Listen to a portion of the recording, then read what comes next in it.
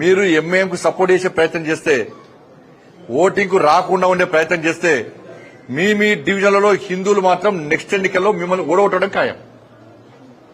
మీ రాజకీయ భవిష్యత్తు మొత్తం సర్వనాశనం అవుతుంది. ఇంకా 6 నెలల కోసం మీరు చూస్తారా? నెక్స్ట్ భవిష్యత్తు చూస్తారా? మేమైతే వదిలిపెట్టాం.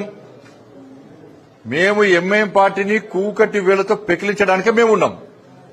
కానీ మీ కాంగ్రెస్ పార్టీ, బీఆర్ఎస్ పార్టీ ఆధినాయకత్వం అంతా కూడా ఈ భాగ్యనగరాన్ని ఎంఐఎం పార్టీకి ఇవ్వడానికి ప్రయత్నం చేస్తున్నది. ఎన్నికలను బహిష్కరించినా కూడా ఇండైరెక్ట్ గా ఎంఐఎం పార్టీ సపోర్ట్ చేసినట్టే. ఒక డ్రామా ఇది, పొలిటికల్ డ్రామా ఇది. మీ డివిజన్లలో 80% హిందువులు ఉన్న విషయాన్ని మీరు గుర్తుంచుకోండి. కార్పొరేటర్లకు మేము మీకు వ్యతిరేకం కాదు, విమర్శిస్తలే. మేము ఎంఐఎం పార్టీకి వ్యతిరేకంగా ఓటేయండి, ఓటింగ్ లో పాల్గొనండి మేము అప్పీల్ చేస్తున్నాం. మేము ఎక్కడ కూడా హిందూ యూత్ గాని, హిందూ సమాజం గాని ఇప్పటికే ప్రెషర్ బాగా వస్తున్నది.